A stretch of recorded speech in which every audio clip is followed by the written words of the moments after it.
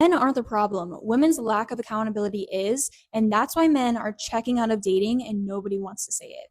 Women love to complain about men, how men don't want to commit, don't want to date, don't want to put in effort, don't want to do this and that, but rarely do women stop to ask what role they play in the problem. And trust me, girl, I used to be the same way until I realized what was really going on. The truth is, men are tired of being told they're never enough. They're tired of being called toxic for being masculine, tired of being shamed for wanting to lead, and tired of being treated like they're disposable. Why would a man want to date when he's constantly told he's the problem? When every mistake is weaponized against him and every effort is met with criticism or indifference. Add in the fact that so many women are competing with men instead of complimenting them, and it's no wonder men are choosing peace over partnership. Men want to feel respected, needed, and appreciated. When they don't get that, they check out, and honestly, I can't blame them. If you want a man who actually wants to show up for you, maybe start by showing him some respect. Otherwise, don't be surprised when he chooses himself over a relationship. Look who's crying now. The same women who laughed at men setting boundaries. Men checked out quietly while the chaos raged on. It's amazing how absence suddenly becomes a problem when the market corrects itself. Nothing says power like walking away and watching the meltdown unfold. Now, a lot of women are starting to drop the ego and recalibrate their expectations because they don't want to end up bitter and alone with a cat named Randall and a failing food blog. That is good news. But look, not everyone's going to take advantage of it because let's be honest, fellas. Some of you watching this, you're already too far gone, too angry, too disillusioned, too convinced that leaving the dating game makes you some kind of like enlightened masculine stoic. And that's cool, go for it. Ride the go it your own way train straight to Regretville. You'll have all the peace and quiet you want, but zero connection, zero intimacy, and zero growth. But for the rest of you, the men who still want to compete and improve and attract high quality women, this is your window. And it's wide open. Right now, tons of men are pulling themselves out of the game, while tons of women are literally begging to be approached. Mad that men are disappearing? Welcome to the consequences of ignoring them. For years, effort was optional, respect was negotiable, and patience was tested. Now, men are choosing peace over pandemonium. Funny how the ones left screaming are the ones who push them away. Back in the days, most of the time, you would wait for someone to make the first move. It might be on the first date, it might be the third date, whatever. It could be the man, it could be the woman. But now, all my friends have noticed that the man has stopped making the first move. All my girlfriends are like, they're waiting, it's the third date, fourth date, a week later, he hasn't gone in for the kiss, he doesn't do any touching or anything. And I've asked my dude friends that are single, and they are like, you don't know where a woman's gonna go with that story, and I ain't touching nobody. And it sucks because the Me Too movement is so strong and so powerful for the people that need it, but it shouldn't ruin the maturity that we should have within intimacy and relationships. Men are choosing themselves, and suddenly, the world seems upside down. The irony is delicious. Women demand availability, then act shocked when it's withheld.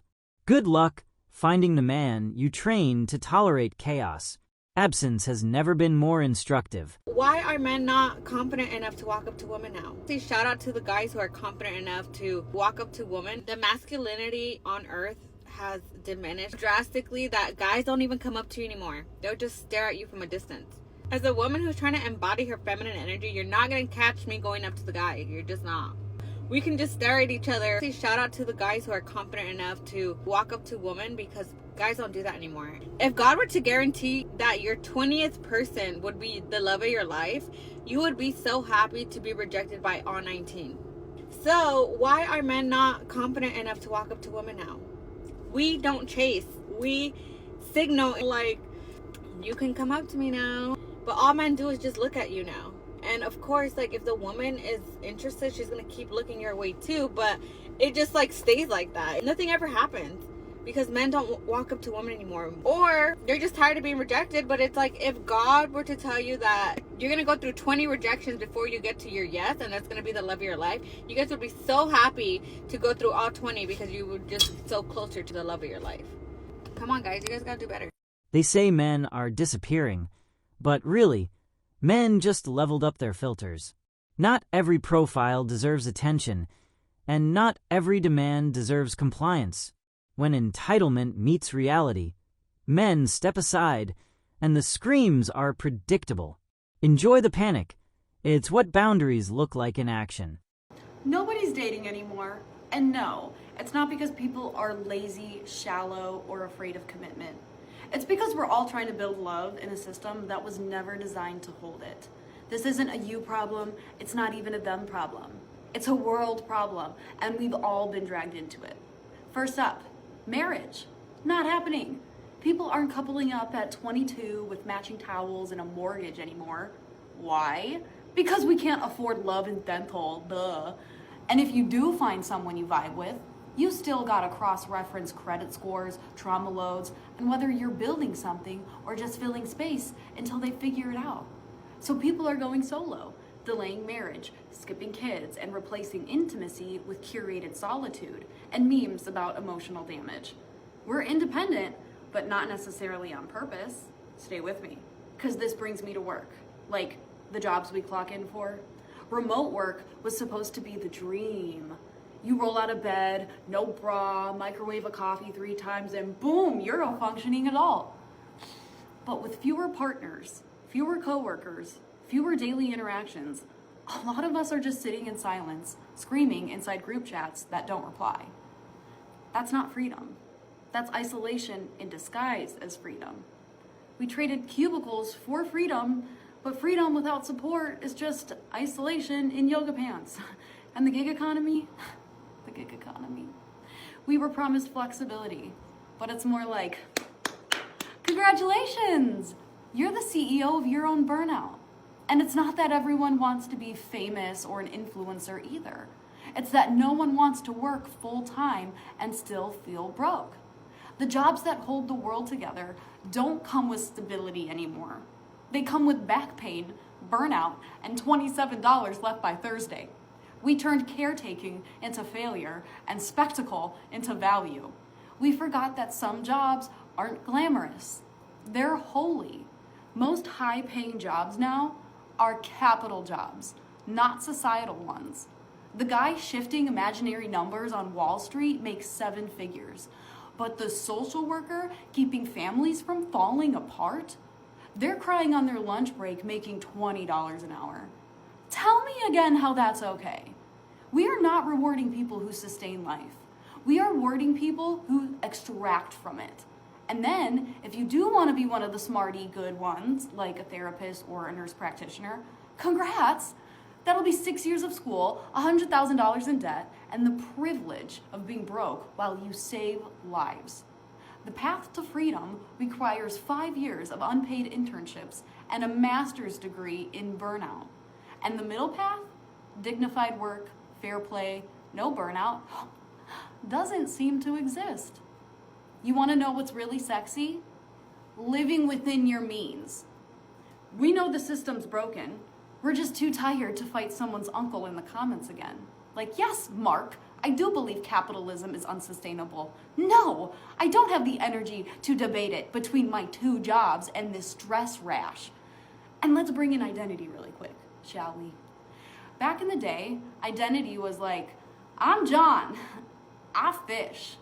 Now it's, I'm demisexual plant-based Virgo who's pivoting from UX design to somatic healing while exploring my inner child and launching a newsletter about dopamine regulation. We're free to be anything, but nobody warned us that freedom comes with an infinite existential crisis and an identity buffet where every dish might give you spiritual food poisoning. So while we're spiraling about who we are, student debt is suffocating us, housing is laughable, and climate change is throwing hands. And instead of helping each other, we're either too busy fighting online or closed off from the world. Because the American system trained us to turn on each other or to close the world out. Trust in people? Only 34% of Americans say they believe most people can be trusted. That's not just sad. It's apocalyptic. It's The village is burning and everyone is live streaming it energy. We are in a spiritual dissonance, people. Our bodies are humming one rhythm: rest, community, meaning. And capitalism is blaring dubstep in the background, screaming, monetize or die, baby. And I'm sorry, but no, I don't want to build a brand. I want to be held. We're not broken, people. We're just awake in a world that keeps gaslighting our gut. And then we get told to fix it with hustle. Launch a business, monetize your hobbies, become a boss. Man, launch what? The microwave? We don't need passive income. We need passive nervous systems. We need to stop measuring worth in productivity and start remembering that being human is not a brand strategy. It's not that we're bad at dating. Maybe it's that dating can't survive in a world this spiritually malnourished. Remember all the complaints about nice guys? Turns out men realized being nice isn't the same as being disposable. Withdraw the free labor, and suddenly they're mad. Reality bites when you refuse to play by outdated scripts. This is where I feel frustrated, is where I just think that it just doesn't make sense to me how women are not being asked out on dates. Like, there are so many beautiful women, like, come on, like, just shoot your shot. But a lot of the things that the guys were telling me, and these were guys from the ages of like 19 to 40, was like, no, we don't want to intimidate a woman. If we see them on the street, like, we'll cross the road so that they feel safe. I do that. No, we don't want to come across creepy. So I do see that obviously culture has really like removed this from the man, this kind of like the art of the chase. And then that, I think, in effect, is making more men passive. A lot of this has to do with, of course, feminism, but the hashtag #MeToo movement. The level of awareness on sexual harassment, which is a good thing, the awareness needed to be there, but there has been such a level of overcorrection, so much to the point that even a man just approaching you on the street is harassment. And the issue what a lot of men see is you can have two guys do the exact same approach, one's harassing her and one is received well. And the only difference is that she sees one as being attractive. Yeah, no, I understand that, but that's not really fair. It's like, not fair, but for a lot of good men, they're like, okay, well, the only way I'm gonna know if you find me attractive is if I approach you. But if I get it wrong and you don't, that's a harassment case. So for a lot of men, it's like, it's not worth the risk.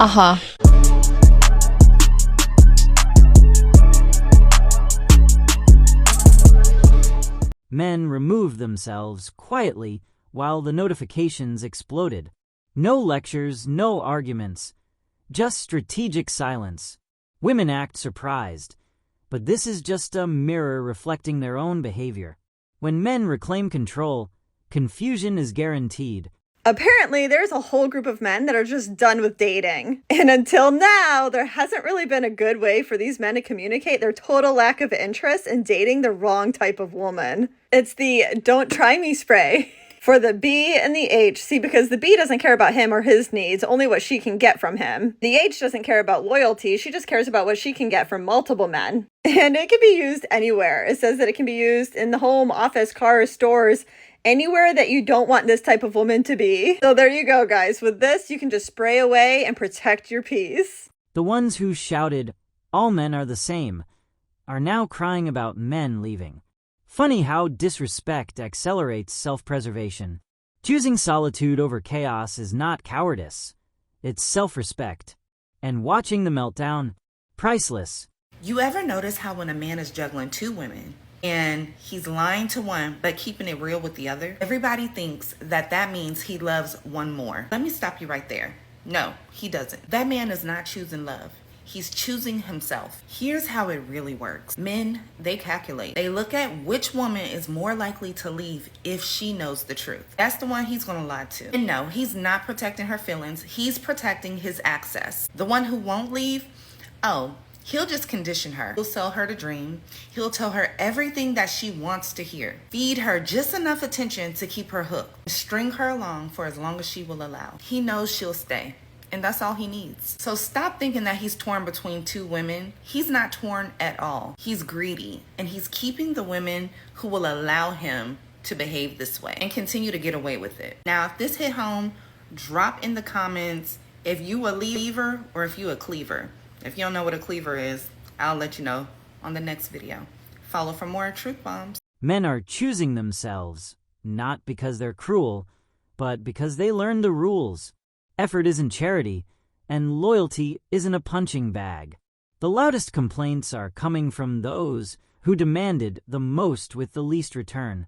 Withdrawal is the ultimate education in accountability. Ladies, men put themselves first at all times, right? The only person who put a man in front of them is women. Men don't put women in front of them. Even when you're married to some man, they're still not putting you first, all right? No, when you're dating a man and he's telling you that his expectation of you as his woman is to take care of his sexual needs, and if you're not doing it, you're not doing what you're supposed to do as his woman, you are not his woman. He's just a guy that you're having sex with, right? You're not obligated to him to satisfy his sexual desire, all right? Because he's not your damn husband, all right? Only your husband you're obligated to make sure he's sexually satisfied, not a guy you're having sex with. Men always put themselves first. They only think about themselves, their desire, all right? Some men even put their car in front of women, right? You're not as important to him as his car. Just remember that. So you have to always remember this, ladies. Put yourself first, another man, because men will never put you first. They don't. It's about them and anything after. Remember this. Some men, not even their mom, they don't put first. Right? Not even their kids, they don't put first. It's all about them. All right? So when you're with a man and he get upset because he said you're not satisfied his sexual desire, remember this. Tell him this. You're not my damn husband, and I'm not obligated to give you any damn thing, just as though you are not obligated to give me anything. All right? Ladies, put yourself first, just as though he put himself first. All right, ladies? Please like and share, okay? Men stepped out, and the reaction? Predictable hysteria. All the nagging, all the drama, all the entitlement. Suddenly it cost something. Silence became a weapon. Those who thought men were replaceable are now scrambling. Do you know what the funniest thing about so many men is nowadays? So many men are no longer scared of being single. They're now scared of being in a soul-sucking, detrimental relationship that's only going to waste their time, waste their energy, waste their effort, and waste their money. They would rather be single than be in a bad relationship. So it's not that men are complaining because they're single. Men are complaining because they've just seen everything as such a waste of time for them lately. Men opting out isn't defeat. It's a masterclass in self-preservation. Nothing teaches value faster than absence. Women wanted space to criticize freely. Men just gave it back. And now the collective panic?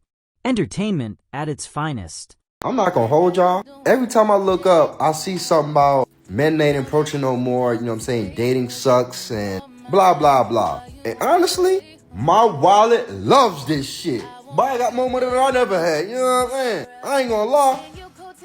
Keep this shit rolling, my boy. Fuck. And I'm at peace. Fuck. I got more money. My peace of mind back. Do what the fuck I want to do. When I want to do it. Whenever I want to. Shit. I ain't gonna lie. It's the life. Men chose peace over pandemonium.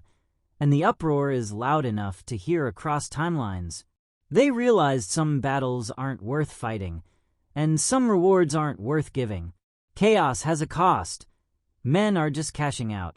Watching the meltdown from the sidelines is strangely satisfying. That's all for today. Please hit the like and subscribe button, and don't forget to press the notification bell so you get the latest updates from our channel.